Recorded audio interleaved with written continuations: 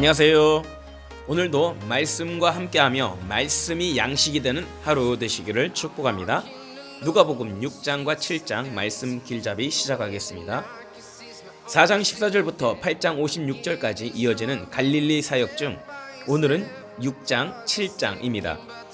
예수님은 바리새인들과 자주 충돌하게 되는데요. 6장 1절에서 11절까지 안식일에 관한 사건 두 가지를 다루고 있습니다. 1절에서 5절까지는 배고픈 예수님의 제자들이 안식일에 밀 이삭을 잘라 먹는 것을 바리새인들이 비방합니다.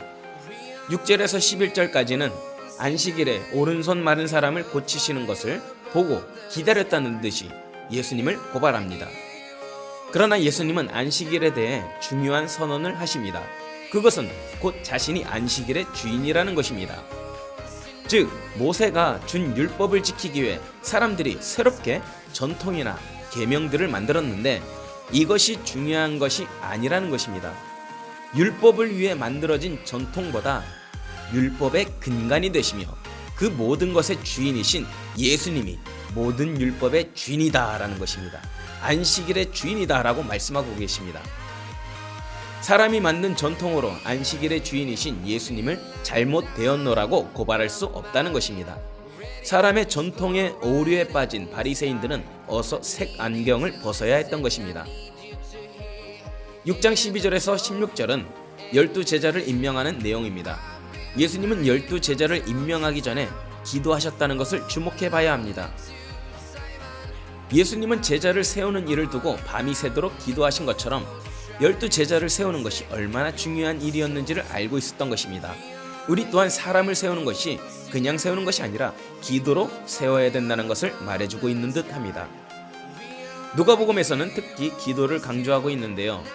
세례 받으실 때 백성이 다 세례를 받을새 예수도 세례를 받으시고 기도하실 때 하늘이 열리며 예수님 자신이 누구이신지 드러내실 때 예수께서 따로 기도하실 때 제자들이 주와 함께 있더니 물어 이르시되 무리가 나를 누구라고 하느냐 변화산 사건 이 중 말씀을 하신 후 8일쯤인데요.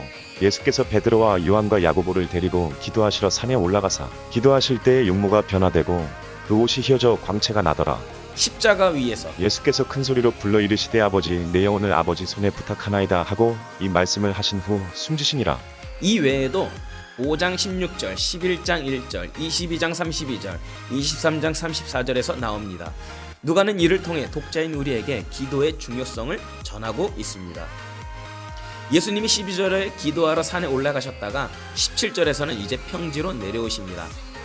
6장 마지막까지 예수님께서 말씀을 선포하시는 내용이 기록되어 있는데 그중 첫 부분은 사람들에게 복과 화를 선언하시는 것입니다. 예수님은 가난한 자, 줄인 자, 우는 자, 예수로 인해 미움과 소외와 핍박을 당하는 자들에게 복이 있다고 말씀하십니다. 요한은 반대로 부요한 자, 배부른 자, 웃는 자, 모든 사람에게 칭찬받는 자는 화가 있다고 말씀하십니다. 이것은 세상의 통념과는 완전히 다른 복과 화의 개념입니다. 이어서 27절에서 36절은 하나님 나라의 시민에게 요구되는 절대적 사랑과 자비를 말씀하십니다.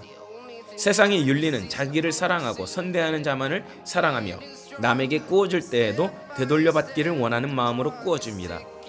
그러나 하나님 나라의 백성들은 세상 사람들과 다르게 원수를 사랑하며 선대하며 아무것도 바라지 말고 꾸어주라고 말씀합니다. 비판과 정죄는 부메랑이라고 말씀하십니다. 내가 비판하거나 정죄하면 다시 되돌아온다고 하는 것이죠. 주는 것도 부메랑처럼 되돌아오게 되는데 흔들어 넘치도록 풍성하게 되돌아온다고 말씀하십니다.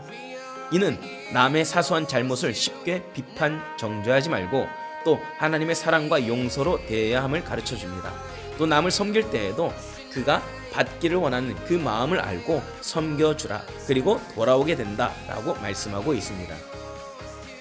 43절에서 49절까지는 두 가지 비유가 나오는데 나무와 열매의 비유입니다. 그리고 집과 주추의 비유가 있습니다. 이를 통해 하나님 나라의 백성들은 가르침을 받고 듣고 아는 것에만 그치지 말고 생활 속에서 실천할 것을 말씀합니다.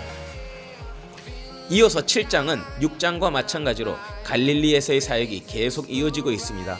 백부장의 종과 나인성 과부의 아들을 소생시키는 사역은 예수님께서 이방인과 과부와 같은 사람들이 겪고 있는 슬픔과 고통, 죽음의 문제를 해결하시는 분이심을 증거하고 있습니다.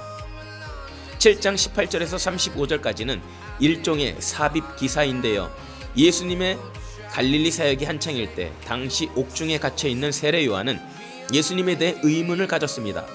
메시아가 오시면 의인은 구원하시고 죄인들에 대해 심판하실 것으로 예상했으나 예수님의 사역은 오히려 세리와 죄인들과 함께하는 등 요한의 기대와는 달랐기 때문입니다. 이에 대해 예수님은 자신의 사역이 이미 예언된 메시아의 사역이라는 것을 말씀하고 계시죠. 7장 36절에서 50절은 바리새인 시몬의 집에서 한 여자가 향유를 부은 사건을 다룹니다. 죄인인 한 여자가 예수님의 발을 눈물로 씻기고 향유를 부은 것에 바리새인 시몬이 비난합니다. 이에 예수님께서는 여인의 행동의 동기를 설명하심으로써 반대로 바리새인 시몬의 태도가 은혜를 알지 못하는 상태임을 지적해 주시는 말씀입니다. 이처럼 7장에서는 이방인은 고침을 받으나 바리새인들은 그 은혜를 누리지 못하는 대조적인 모습을 보여주고 있습니다. 오늘도 누가복음 말씀을 읽으면서 낡은 신앙의 틀을 버리고 하나님의 은혜를 더욱더 사모하며 하나님의 뜻을 알아갈수록 풍성한 은혜를 누리는 여러분 되기를 축복합니다. 감사합니다.